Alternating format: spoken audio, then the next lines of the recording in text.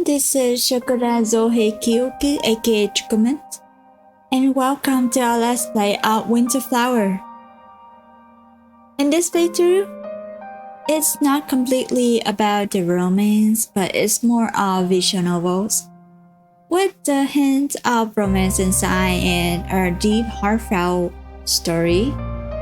I heard their animations inside the visual novel is very smooth like a movie, so I'm really excited to see what it was about, and hopefully we will reach a happy ending as usual in our playthrough. This game is fully voiced and waited for the Winter Visual Novel 2021, which has passed. It's not winter anymore, but it's cold. It's still pretty cold from where I was, so we can try this out though. Well, anyway, let's start. 序章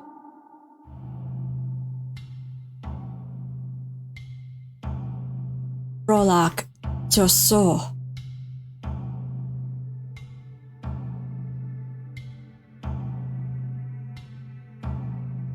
日本江戸時代初期キリストの降誕からの時間を計算した南蛮人の暦によると、その年は1686年でした。しかし日本人にとっては徳川綱吉将軍の治世で6年目でした。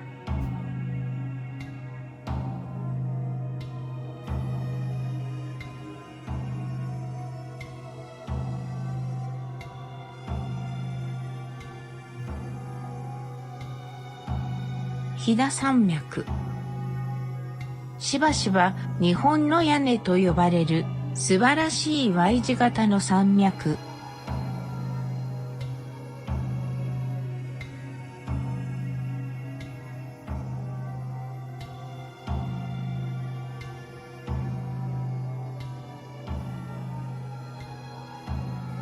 安住平の地は飛騨山脈の南部にあります。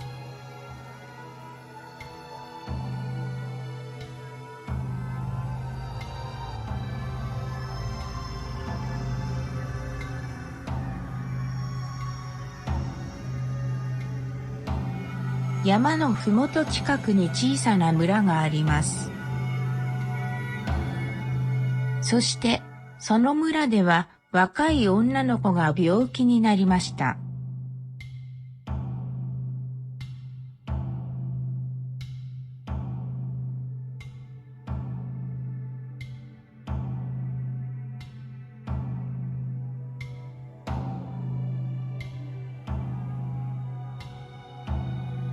Haru, your sister is sick with fever. Oh, that's interesting. Their introduction is in Japanese, but now it's English now. Wow. I guess everyone can speak both languages, even though the subtitle is English.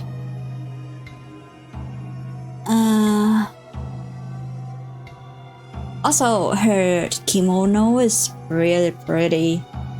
Like, on it are cranes and backgrounds of a mountain and a sun. In black and red. Very pretty.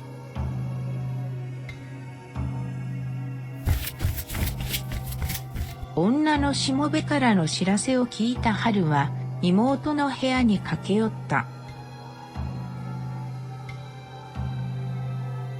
子供は布団の上に横になり、激しく呼吸し、熱っぽい顔をしていました。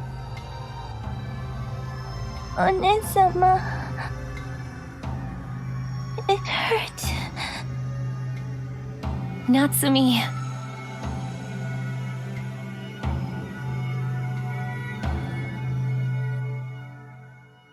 Mistress, what did you just say? You're venturing out into the mountains? Right now? I know what ails my sister. she can still be healed before the malady takes hold of her lungs. All I need are some petals of the okashine to brew medicinal tea. 春と彼女の妹は村の医者の唯一の娘でした。長女として春は父親の仕事を手伝い、伝統医学と治療法について多くを学びました。Sadly, we are all out of okashine, but this flower blooms in the winter. There's bound to be some along the paths on the higher ridge. But, young mistress, you would have to go alone. There is no one to spare. There are no men in the village right now. The women left here are barely enough to care for those that cannot take care of themselves. そして女性が言ったことは真実でした。その年、状況騒動として知られるアズミリラの地で大規模な農民の反乱が起こっていた。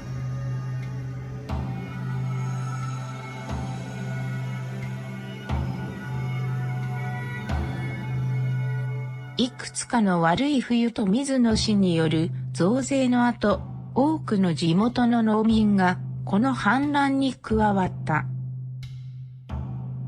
春の村は他の村よりも繁栄していて、最後の厳しい冬の間はそれほど苦しんでいませんでした。それは反乱の原因に加わっていませんでした。しかし、女性が言ったように、今では長老、女性、子供だけが村に残っていました。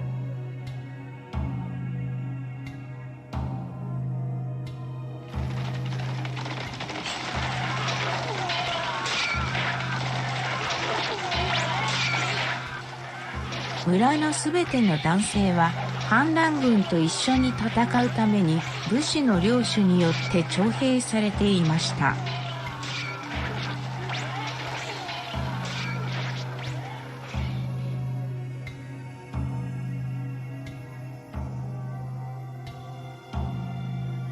春の父は彼らと一緒に行っていた。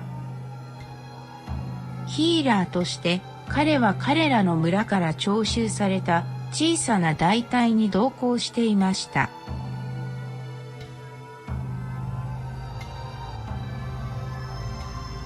But, all by yourself?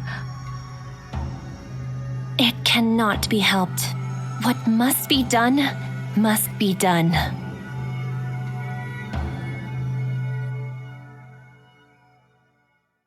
はい、春お嬢様、仕方がない。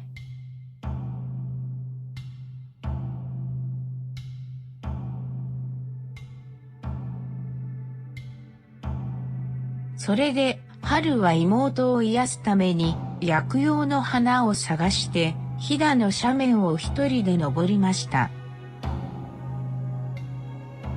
しかし冬の天候は悪化しました。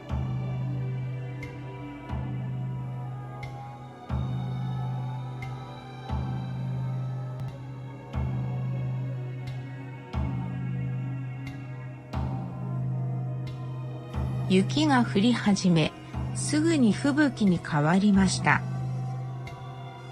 春は山で育ち、彼らのやり方に見知らぬ人ではありませんでした。しかし、猛烈な天候はあまりにも多かった。白く覆われた陸と空気の両方が彼女を取り囲んでいたので、春は彼女がどこに向かっているのか、ほとんどわかりませんでした。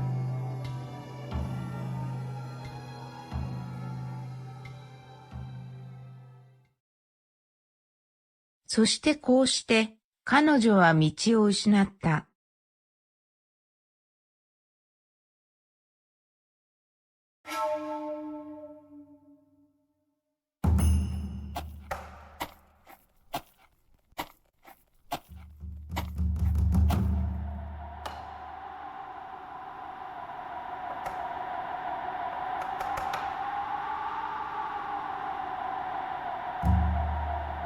Shiro. White. It was all-encompassing. Fluffy snowflakes cascade the rest of my dark eyelashes. A strong breeze caught the snow, swirling it around me. I squinted, trying my best to see anything. Taking a step forward, my foot sunk deeper than I had anticipated, momentarily shifting my balance. Where's the bath? I could no longer see the mountain bath ahead, as it had become filled in with white powder. How would I be able to find the flower now? My sister is relying on me. Frowning, I tried to push myself to keep moving forward. Standing still is not an option. I glanced over my shoulder, conflicted.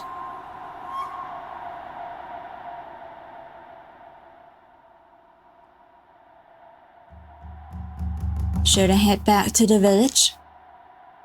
My brows furrowed as I realized the bed I had just transferred was gone. The footsteps wiped away clean as if never existed. What do I do? As I began to lower my head in defeat, something caught my eye. Is that... I squinted once more to see through the steady snowfall, wind flowing stronger and harder with each passing moment.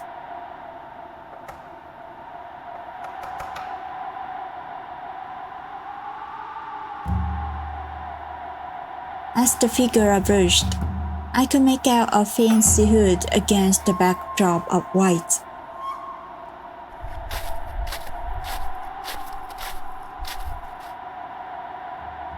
Finally, they were close enough to be seen, revealing.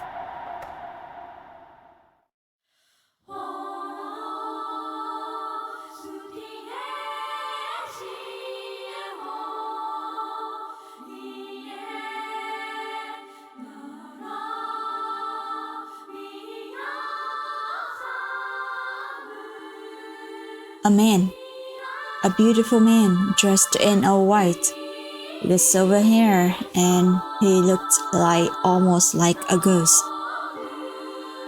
I couldn't tear my eyes away, uncertain if my mouth had dropped agape at the sight. Everything about the person was striking, from his snow-white hair dancing in the wind to his bold eyes. His gaze met mine. A sudden, icy chill sneaked its way down my spine. What was that? It lingered as he continued walking closer, only to stop a few steps away. For a moment, he sat nodding, eyes strolling up and down my body. I reflexively brought a hand up to rest over my chest, heart beating wildly. Then, his lips parted into a smile. Are you alright? Oh, your voice is super deep. It's super nice too. Wow. What a great first impression. I don't know who you are, but that first reading with her voice is like making me swoon right now, sir. His voice strained to be heard over the powerful wind. I nodded. Follow me. He gestured, taking a few steps to the right of the path before stopping, noticing I remained put. Should I really follow him? It wasn't like I actually had a choice. But my gut twisted at the idea of naively following a stranger.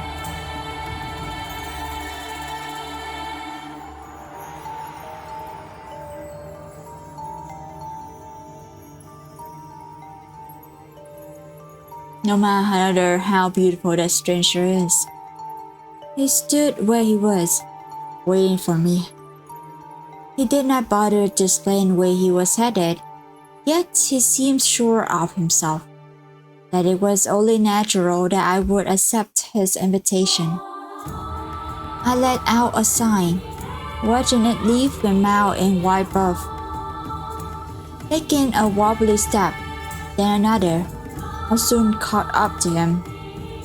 He put on a faint smile before facing forward, leading me away from the mountain pass, deeper into the surrounding trees.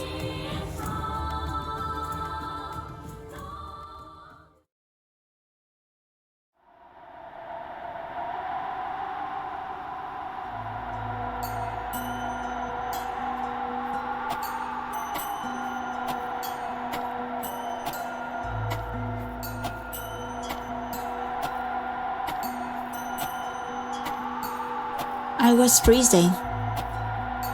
My clothing had become dampened from the snowfall, wetting the shoulders of my coat.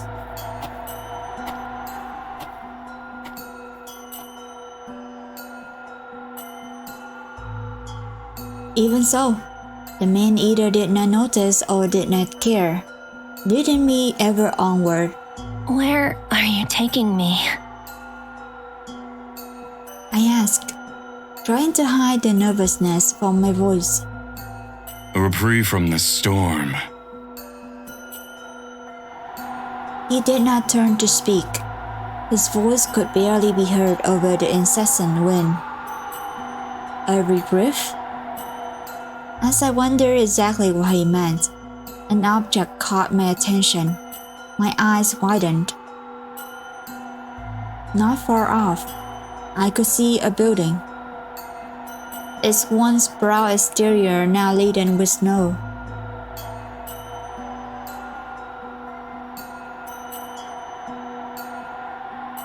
Cracks forming in the wood and crumbling foundation.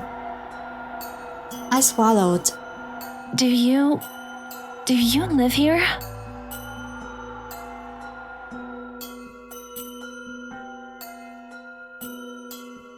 He said nothing. Perhaps he could not hear me, as he kept pressing on toward the desolate home.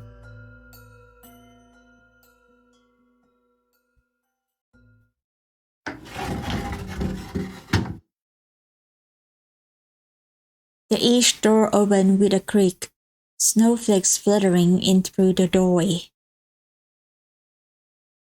We quickly entered, and he closed the door behind us.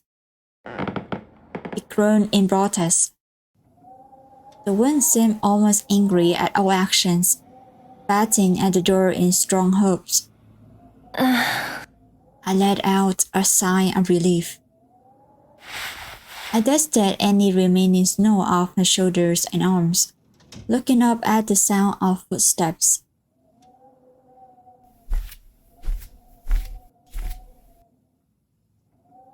The stranger had stepped further into the room, a bundle of splintered firewood in his arms.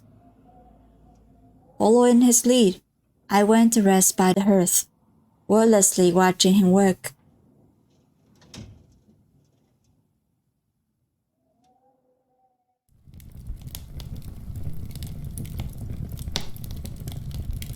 In a few minutes, orange and yellow flickered before my eyes, flames readily eating up the dry pieces of wood. Satisfied, the man took a few steps backward before joining me on the floor. Silence. Save for the ongoing storm outside and the crackling of the fire, the absence of noise seemed loud and awkward. Thank you.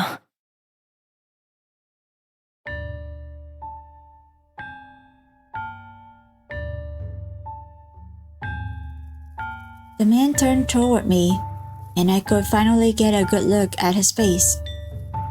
He appeared to be around my age, yet oddly youthful. His face was handsomely sculptured, as if chiseled by a fine wood carver. To what do I deserve these thanks? kidding me, of course. I blurted out without thinking. I instantly slouched my shoulders in shame. Yet all he did was smile ever so slightly. I would not thank me. After all, who knows how long the storm may last? His words, while not untruthful, seemed eerie. Interesting. What do you mean by how long the storm may last? Speaking of storm, this is based on a Japanese folklore. Yeah, it's inspired by the traditional Japanese folklore. So while it is not clear right now, I have an inkling it should be relating to the Yukiona, which is kind of a snow being, a beautiful snow woman who draws men to her or something like that. Or there was a story about those kitsune, the night-tailed sparks that seduce men, both of which is not good things, but maybe this one is something else. And this person is male, so I don't know, maybe you're a gender bend version of it. An omen. I did not want to think of how long the storm might last.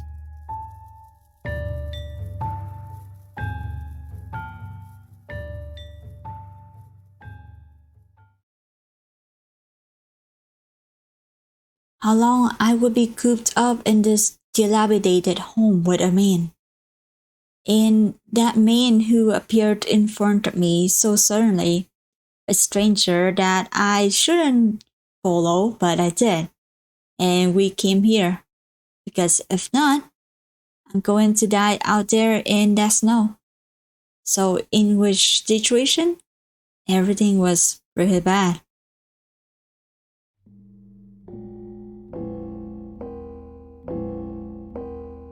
A man I did not know.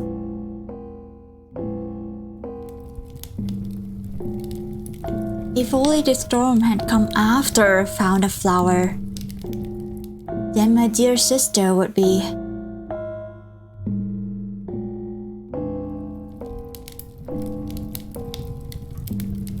I blinked, realizing I had been staring into the fire. I glanced up at the man across from me. He seemed to not have noticed my silence, his mind also seemingly elsewhere. Be that as it may, I continued. I still feel as though I must thank you. The storm appeared without warning. I'm certain I would have perished if you hadn't come along.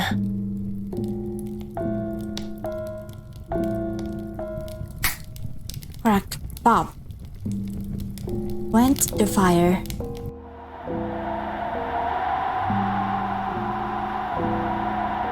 Noises are soft compared to the whole invasion on the other side of the tin walls. The house ever seemed to tremble under the storm strain. Or was it just my imagination? I turned my attention back to the man before me. He was certainly odd, to be honest, to say the least. If he had known this place existed, why did he not come here as soon as the storm started? Had he seen me standing on a mountain path?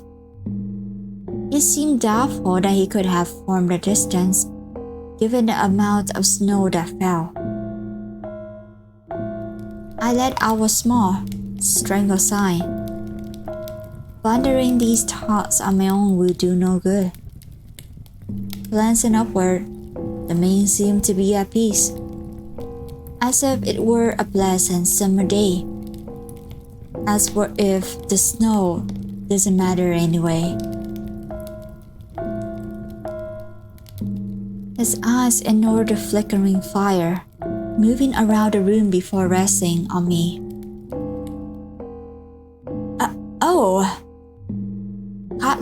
fish in a net, I suddenly had the urge to ask. Oh, choices!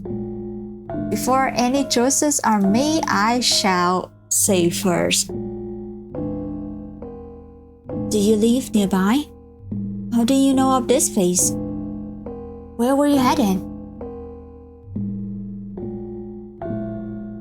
If you don't mind me asking, where were you heading before the storm struck?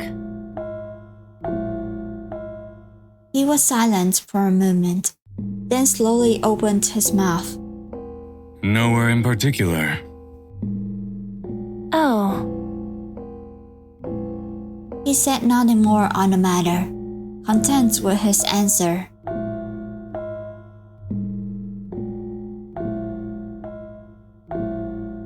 Do you live nearby? do you live nearby then? One could say so, I suppose.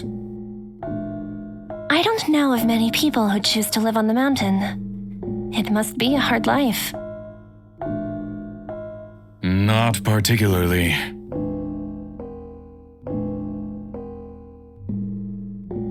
How do you know of this place? How did you know of this place, if you don't mind me asking? He closed his eyes for a brief second before looking at me once more. I know the area quite well, so I've known of this place's existence for some time now. I see. That knowledge certainly came in handy for us then. The room fell into silence once more. He seemed rather content with his answers, not bothering to expand on them, even for another's benefit. All of his answers seems oddly vague and doesn't really answer the main question. However, I was not entirely satisfied with what he had said. I decided to leave it alone. If there was something he wanted to tell me, he would in his own time. At least, I hoped.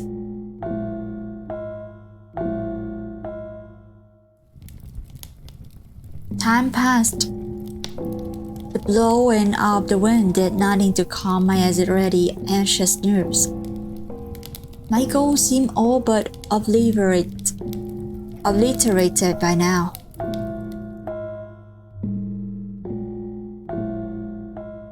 There was no way I could find a flower. In addition, this man, he seemed different. I recalled the moment our eyes first met, that icy chill snaking its way down the length of my back, gliding over my spine. I shuddered at the memory. How could his eyes seem so cold, so void of warmth, and yet his actions proved the opposite? He did not have any obligations to help me, nor do I believe he would gain anything from doing so. Is it? Perhaps he disliked the suffering of others. Ah! What is it? Is everything okay? For the moment, I ignored his query, rummaging through my bag that lay on the ground beside me. When I procured a brown cloth bundle and an age-white skin, his expression softened slightly, no longer laced with concern. What are those exactly? I undid the cord tie on the bundle, unraveling the cloth to reveal several pieces of dry fish. You must be hungry, being out in the storm for as long as you were. Not particularly. Food will be good to keep you warm and your energy up.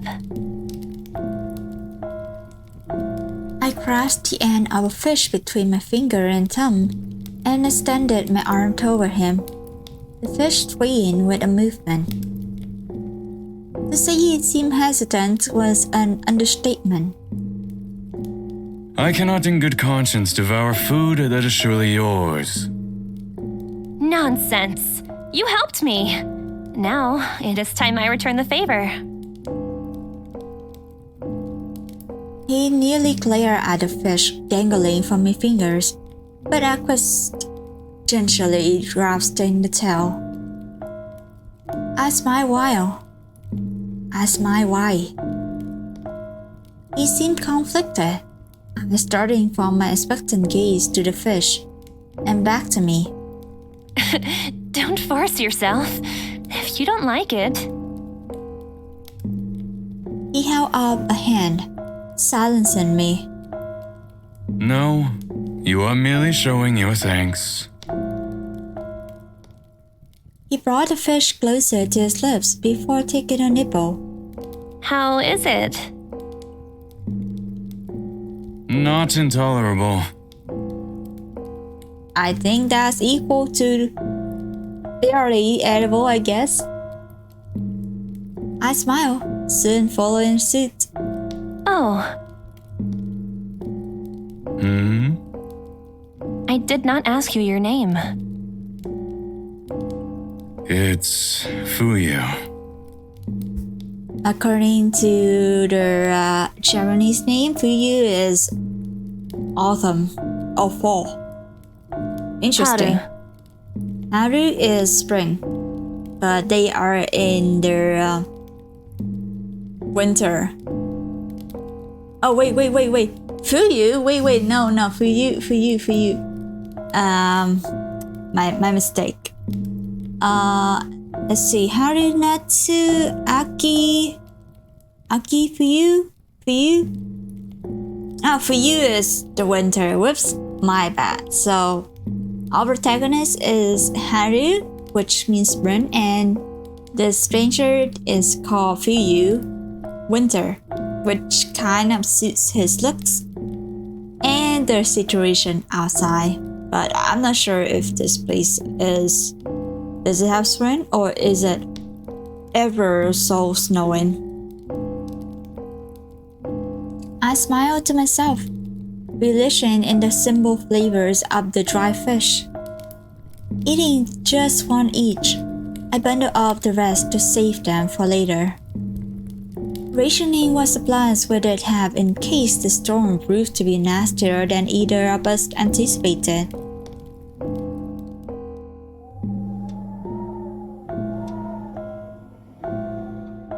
I really hope it begins to dwindle down soon.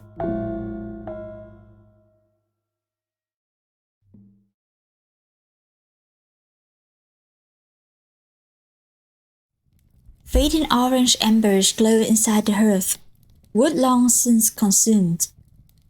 I felt the toil of the storm on my body. I felt drained and lifeless.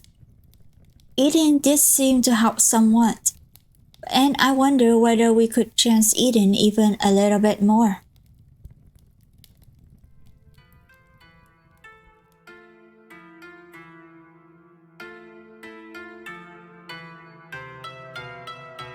The man across from me sat with his arms folded, head resting against the wall behind him with closed eyes. Once again, he seemed content in the silence. Wait, silence? I cocked my head to the left, straining to hear. The once incessant wind had vanished. I smiled wide at this new revelation, quickly wrapping my bag. I had forgotten all about the kind stranger until he called out after me.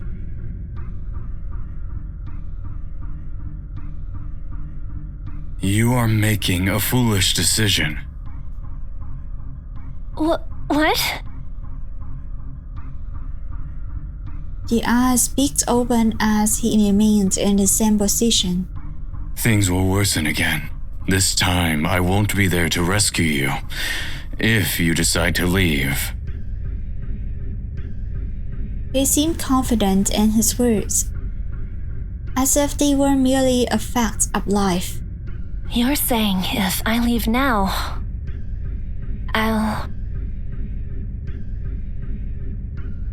I dropped off, unable to commit to the word, as if merely speaking it would seal my fate. He nodded. Heed my directions and stay here where it's safe. Was it truly safe here? I had shelter from the storm, and there were a few more pieces of firewood. I shook my head. That wasn't an issue. The issue lied with him, a stranger. His presence was as ubiquitous as the snow that continued to steadily fall. If I go, I might be caught in the storm once more, without a savior.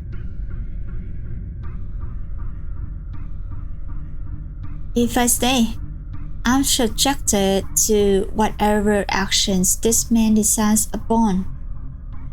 In the end,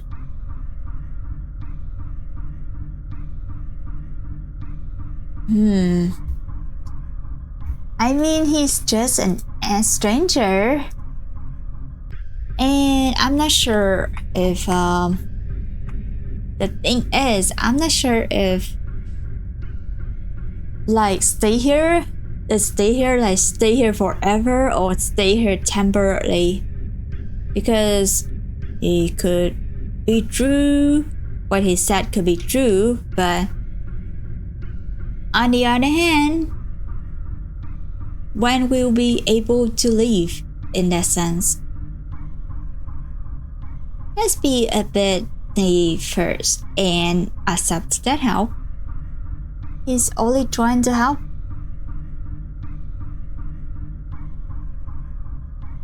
He's doing his best to help me when he has no obligation to.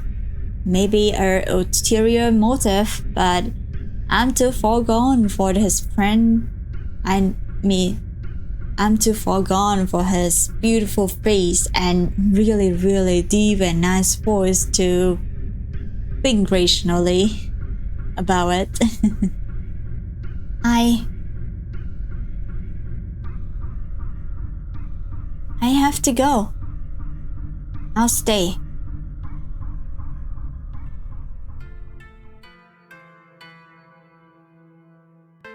Despite my entire body yearning to go outside and such, I felt as though he knew what he was talking about. It was safer to stay inside and wait out the storm.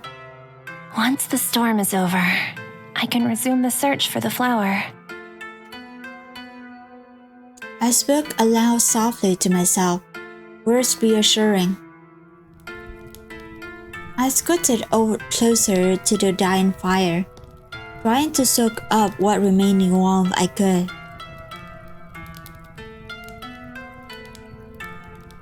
He seemed satisfied with my decision, closing his eyes once more.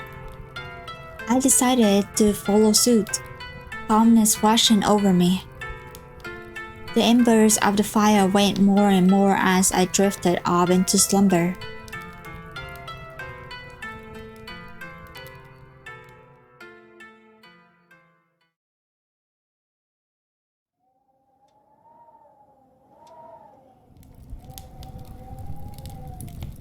Blurrily, I opened my eyes, revealing an empty room. Oh! Where had he gone? He hadn't left me all alone, had he? I staggered to my feet, pulling back open the rattling door.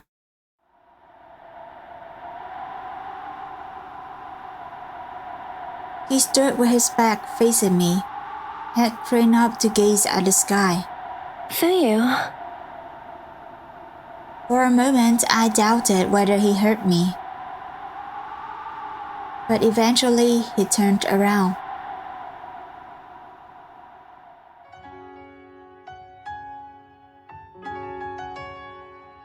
There was a ghost of a smile upon his lips as he'd headed back inside. What are you doing out there? I thought it wasn't safe. He pondered on how to answer me before uttering. I enjoy the cold weather. What an unsatisfying answer. Just like the snow there never bothered him anyway. With a huff, I grasped his sleeve and led him back to the hearth. He shied away from the bed as I threw in another short log, orange embers flying into the air. Soon, it caught fire, flames readily eating away at it. Nothing good will come of being outside. Isn't that what you had said? More or less. He avoided my gaze, like a child being lectured by a stern parent. I let out a deep sigh. Perhaps I was being too forward with him. Even so, I can't fathom why he would leave our safe haven. He clearly did not want to tell me. At least I had a good reason for wanting to leave. Gazing at his form, I noticed his eyes gazing at the flickering fire. There was so little I knew about him. Before I could speak the questions in my mind, I was surprised by the sound of his voice cutting through the silence. You mentioned a flower. Oh, yes. What is the purpose of finding it? I found myself smiling fondly. Natsumi. Natsumi? Oh, Natsumi. Yeah, Natsumi is not exactly a season name. The name related to season. Wait, it's the name of the flower, I think. My younger sister. She's terribly sick, and no current medicines have been able to cure her, only easing the suffering ever so slightly. Or maybe I just read into the names too much. I mean, Haru and Fuyu is matched the season name in Japanese, but Natsumi has a different meaning altogether. I see. Why would you be the one to find this flower? Surely your father could do it. I lower my head, smiling despite the heaviness in my heart. My father is not around. It is just Mother and us girls. Mother cannot leave Natsumi's side. Thus, I have to be the one to do the searching. The room fell into silence once more. However, I felt better being open with him about my goal, the reason behind his journey. What about you? What about me? You live nearby and know the area quite well. You weren't heading anywhere in particular when the storm struck. I don't know. I feel as though something is missing. I can assure you that nothing is. Now there is a lot of problems with that. Not all of us have such a driving force behind our actions, propelling us forward. I guess maybe, but it does sound odd. It's really odd. It makes someone on edge or being a bit suspicious, I guess. Sometimes, all one can do is survive one day to the next. I can't understand that. Really? Of course. After all, that is what I am trying to accomplish for Natsumi. I can imagine this is a difficult situation for you. He smiled slightly, yet there seemed to be something else. Something that made me doubt the genuinity of the smile. Regardless, I'm glad you decided to share your plight with me.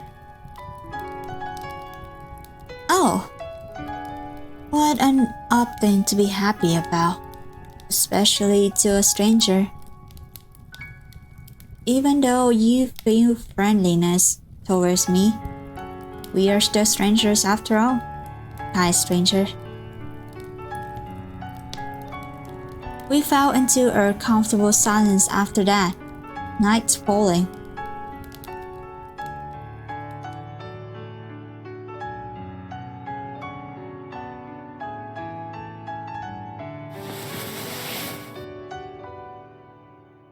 As I began to lose consciousness, I could feel him wrap something around my shoulders with utmost care.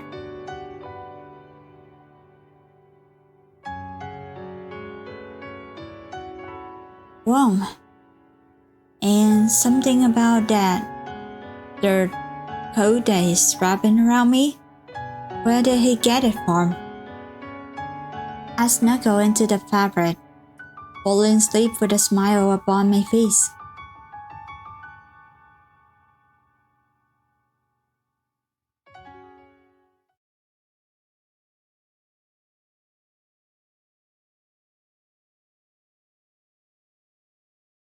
Opening my eyes revealed the same scene as yesterday, except something seemed different. Oh!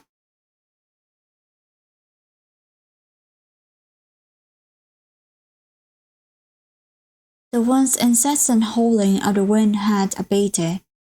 There was not even a gentle breeze blowing. It is as if the entire world had gone still.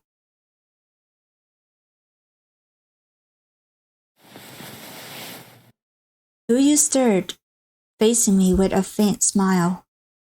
Good morning. It seems the storm has gone. I nodded, eagerly standing up, feet batting across the old floorboards as I reached the door.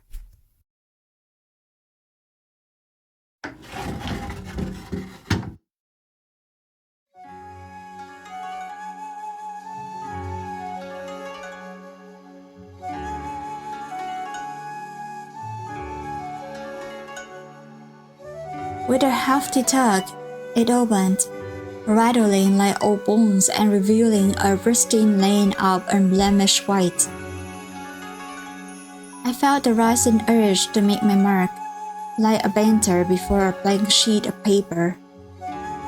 You came to stand beside me, looking over my shoulder at the scene.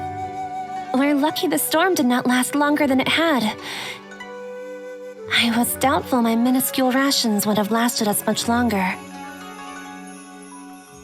He said nothing, instead rummaging within his sleeve. What is it? I asked, yet he remained silent until he broke clear something that made me let out an astonished gasp. How did you... Where did you... He chuckled as I fumbled for the words, extending his hand out to me.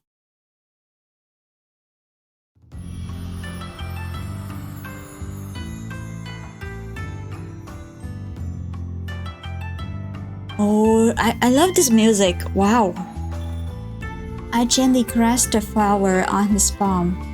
I gently pressed the flower from his palm, admiring its beauty. This will cure my sister's sickness. Before I knew it, tears had spouted in my eyes, threatening to spill. What's wrong? Isn't this what you were searching for?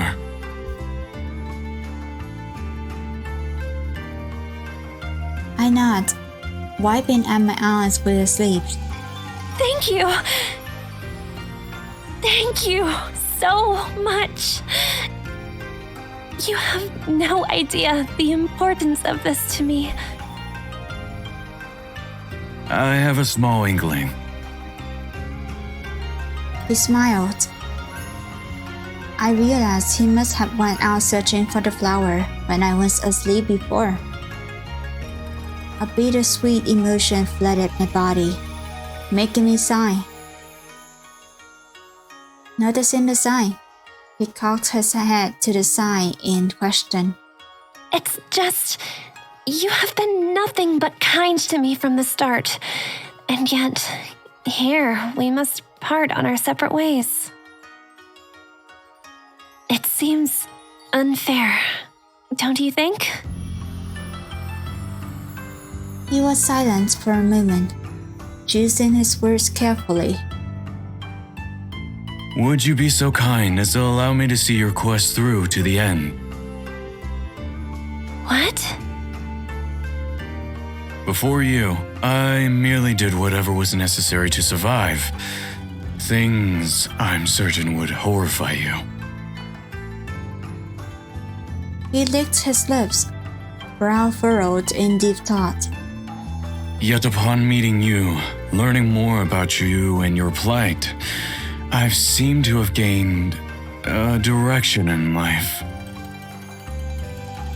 Whether this is making sense or is lost on you, I'm unsure, but I want to say it no matter what. That I am grateful you entered my life and have shown me how truly compassionate and selfless people can be. I would be remiss if we were merely to part like this. Hence, I would be most honored to help you continue your quest, if you would allow it. I didn't know what to say. His unexpected speech made me stand stock still, lips twitching to say words my brain had yet to form. Yet gazing at his face, his true expression and vulnerability exposed, I could only smile. Of course. I would be more than grateful to have you. He smiled, nearly beaming in response. Suddenly, an idea hit me. I took a step closer to him.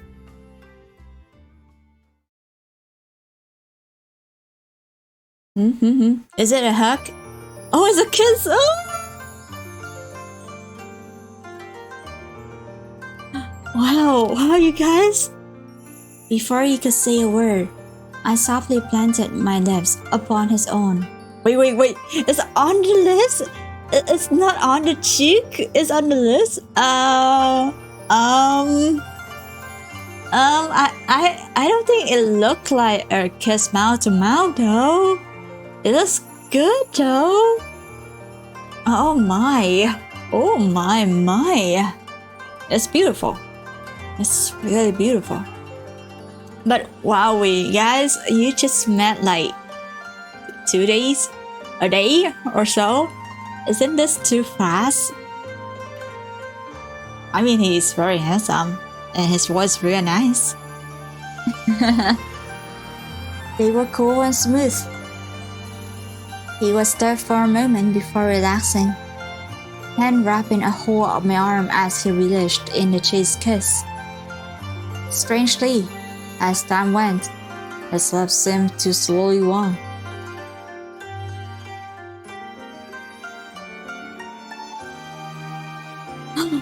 Oh, his hair changed color! What? Pulling away, I was surprised to see pink dust in his cheek. And You... his once snow white hair turned black, like a white beach soaking up ink. What is happening to me? I wonder, are you turning human? I could not answer. The realization that he had been something other than human turned on me, explaining all of his questionable actions, such as the distaste for warmth, the love of the cold, and even his somewhat icy demeanor.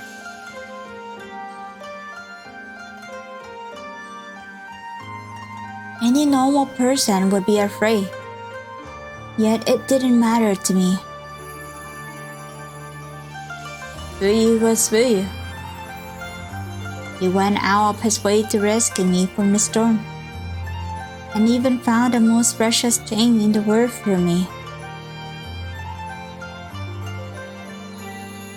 I glanced out at the flower, small snowflakes resting on its petals. I suppose we should get going then. I personally feel this love is a bit too fast. But then we have love at first sight. And maybe it was fate. I chuckled, pusting my bag upon my shoulder, taking a few steps further into the wintry earth. Are you coming? I asked over my shoulder. A natural smile bloomed across his face as he quickly caught up to me. His hand, once frozen, was now wonderfully warm as it encapsulated my own.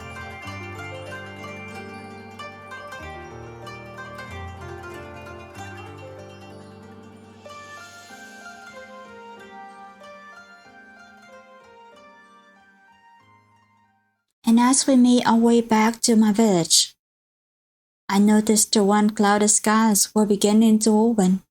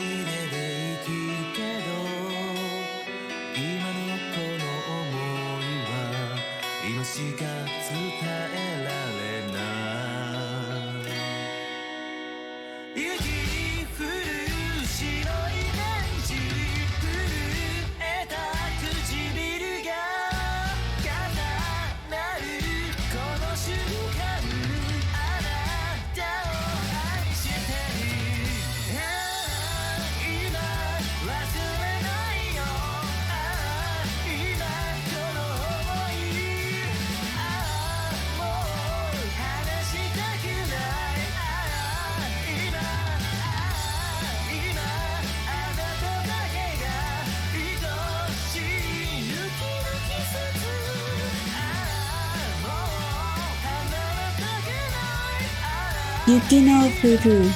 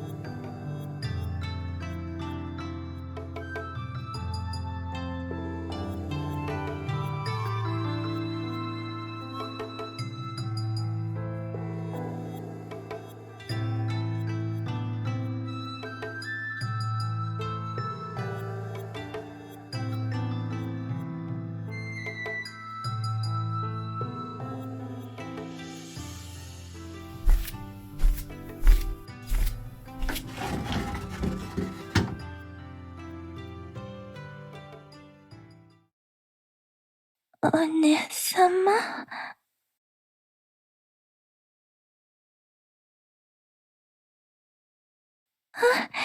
You came back.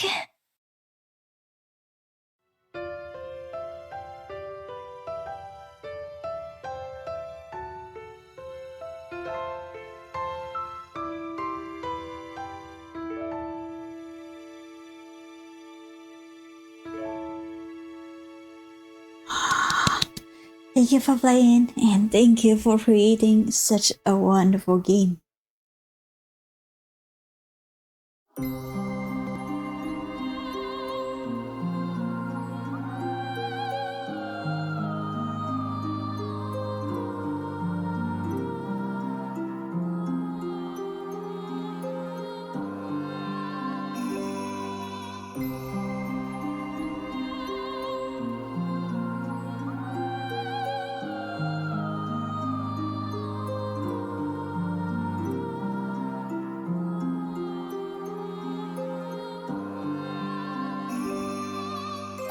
Oh, wow, that's amazing. And that is the ending of Obligatory Winter Flower.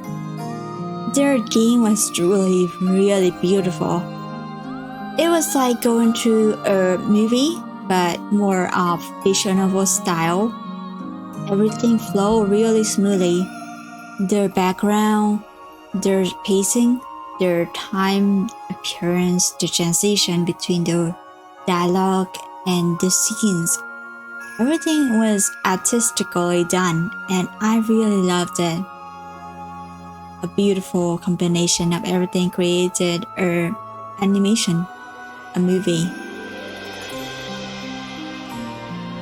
This was like, going through this game was like going through kind of a fairy tale, a dream. It's not very long, but everything went very magical in a sense. We don't build on characters' interactions or a lot of bonding. There's interactions between our main character and our love interest in a sense, or that stranger. But it's more like a fairy tale. I call this, I guess it can be said as their supernatural being road to love.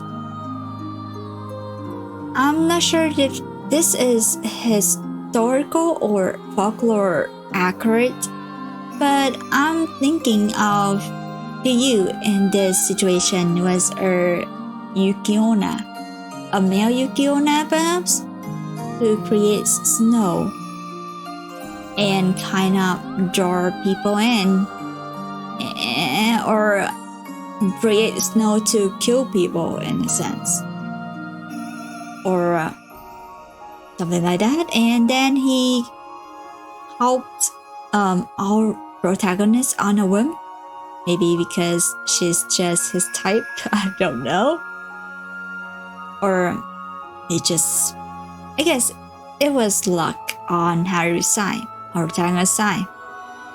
But they kind of born, in a sense, staying together in the same room within the storm. Everything went really fast, but it was just enough for that push. The feeling of affection, fondness, maybe love. And we can see at least 2 discuss on the screen right here. And their supernatural being turned human. And then everyone lived happily ever after. We are not sure if there will be more snowstorms coming after that. But at the very least, it is a happy ending for Haru, Natsumi, and her families. It's a joke, but it's really like she went out to help her sister, and then she bring back home her spouse, in a sense. Actually, what I love most about playing through this is the music. It's really soothing, suits with their situation, and with a hint of sadness, and really beautiful. I myself love Japanese music instruments. In music style, they're more ancient type. And this is especially lovely. I would love to hear it a lot, in a sense. Calming, sad, and yet beautiful. Anyway, thank you all for watching Winter Flower. I'll see you on the next playthrough or the next game. Bye bye!